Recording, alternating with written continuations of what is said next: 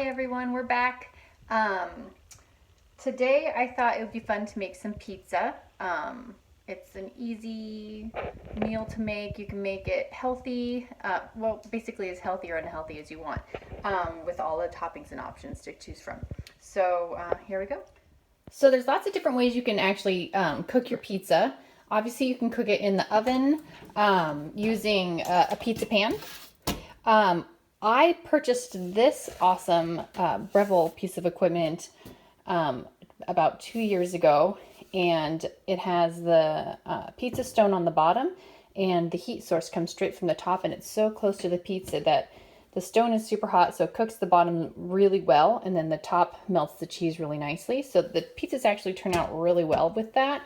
I find that when I try to do it in the oven, my crust always seems kind of soggy on the bottom. So the pizza stone I found for personally is the way to go for me.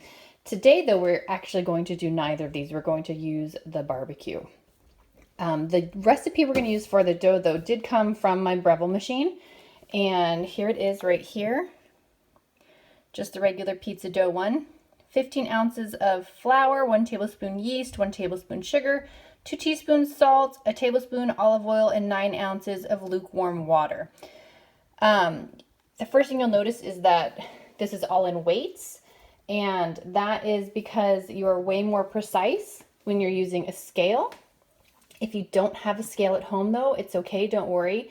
If you Google how much 15 ounces of flour is, and it's about almost about 3 cups, and the 9 fluid ounces of water, you turn it around, it's about, I would say that's about 1 cup plus 2 tablespoons water. So we can go from there. Obviously it's always better to have it's better for your dough to be too soft than have too much flour in it. So start with less flour, and if you need to add more, you can always add more. Here we go. Okay, so pizza dough is a yeast spread, right? Now, yeast spreads require a little bit more care than quick breads, and they take a lot longer. That's why they're yeast and not quick breads. So we're going to be using this yeast, and it is active dry yeast, so it needs a few things to come alive and be happy and healthy yeast. So it's going to need some type of sugar for food, and it's going to need warm liquid. We're using warm water, and it's going to need time. So this will need to rise, but it's a really quick rise. It only takes about 30 minutes for this dough to rise. So if you want pizza, you can have it pretty quickly. Okay, so in my bowl, I have my 15 ounces of flour. I'm going to add my yeast. This recipe doesn't need the yeast to be proofed, which is nice and easy. I'm going to add my sugar, and I'm going to add my salt. Give that a brief stir in my bowl. Attach my dough hook of warm water, and it needs to be about 110 to 115 degrees. If you don't have a thermometer, just feel your water, and you want it to be warm to the touch. Okay, I'm also going to add 1 tablespoon of olive oil.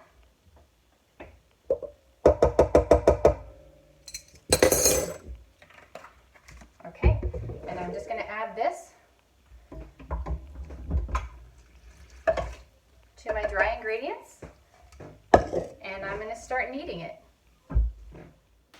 So as you can see, the dough finally came together, and so I'm just going to continue to knead this on my machine for about 5 minutes. If you're kneading it by hand, number one, it's a great workout. It's good for your arms. But number two, it's just going to take a little bit longer to do by hand. So maybe give yourself 8 to 10 minutes. And I'm going to talk about why we knead in just a second. Okay, so my dough has been kneading for about 5 minutes. I am going to take another clean bowl, and I'm going to drizzle a little bit of oil in it. With a paper towel, I'm just going to spread that oil around.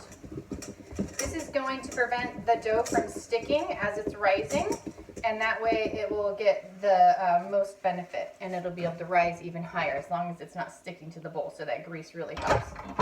So this dough is relatively easy to work with. It's not too sticky and it's not too soft. So I can just pull it out of the bowl with my hands. And I'm just going to try to just kind of form it. It's very soft right now. It's been kneading very well. Form it into a little ball. Toss it around in the olive oil. And then I'm just gonna get a little towel, little tea towel, and just cover it. And I'm gonna let it rise in a warm place for about a half an hour. Now, I wanna talk about about kneading. Why do we knead our dough? So flour has has a protein called gluten in it.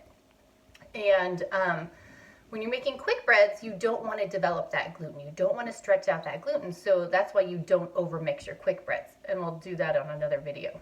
But when you are making yeast breads, you really want to develop that gluten. It's what gives bread its wonderful chewy texture.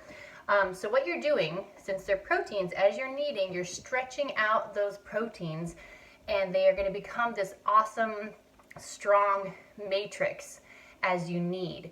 And that matrix is going to be like this, with my fingers are proteins. And that is what is going to hold in those carbon dioxide bubbles that the yeast is producing as it eats those sugars, right? So the yeast eats the sugars because it's alive, and it's producing this carbon dioxide. And because you have kneaded your bread perfectly, you have this beautiful matrix of protein strands that are holding in those yeast bubbles and making your bread rise. And that's also what you're going to see after you're done baking your bread or your crust. When you cut into it, you see those beautiful little holes called the crumb of your bread, and you want to see even crumb throughout. And when you have an even crumb, that is a sign that you've kneaded your bread well. Okay? If you under-knead your bread, it will not rise as much, and you'll end up with a really dense loaf. Okay? Okay, so my pizza dough has been rising for about a half an hour, and it has definitely doubled in size. You can tell that it has risen enough when you press your finger into it, and it keeps the shape of your finger. It doesn't bounce back. If your finger shape bounces back, then that means that it needs a little bit more time to rise. If you press into it and the whole thing deflates, that means that you have over-risen your dough, and you should probably punch it out, put it back into a ball, and then start over the rising process. Okay, but this is perfect. So my family has found that because our pizza stone in the barbecue is quite large, that this amount of pizza dough makes 3 pizzas perfectly. So I'm just going to cut this into thirds, and I'm going to take one of the thirds, and I'm going to start stretching it out. I have my pizza peeler here, and I'm going to just dust it with some semolina flour. It's kind of like, it's a finely ground cornmeal. If you have cornmeal, you can use some cornmeal. If you don't have either, you could just use maybe some regular flour, but this helps prevent the sticking, and it'll easily slide into my barbecue. So I'm just going to gently stretch out my pizza dough to whatever thickness you guys like. We like our dough on the thinner side.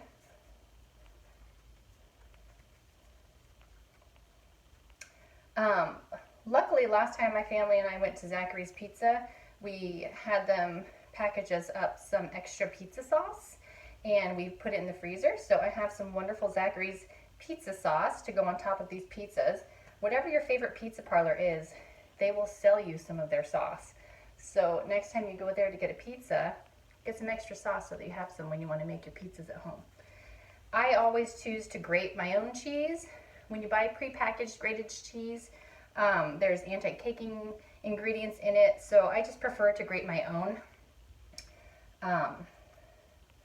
And my family's pretty simple, so they like cheese and pepperoni on some of it. So that is about as thin as I'm going to get it for now. I'm just going to press out the edges just to get it a little bit bigger. Then I'm going to spread some sauce.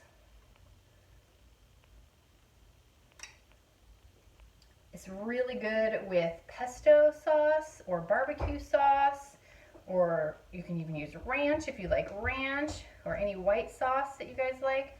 But my family just prefers good old red sauce. Okay, then I'm going to evenly spread the cheese all over.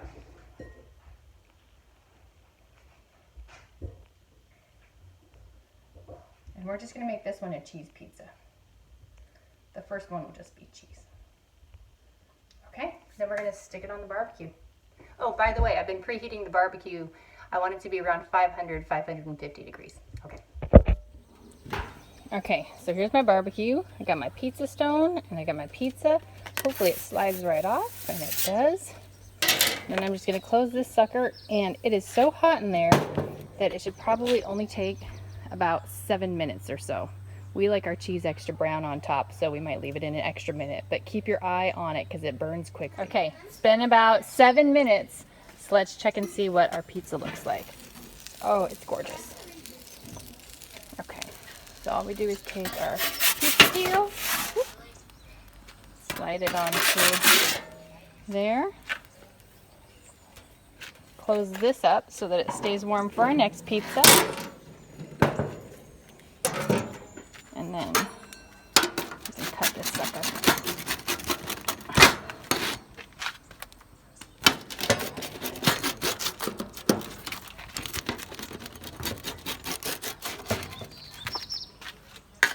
There you go.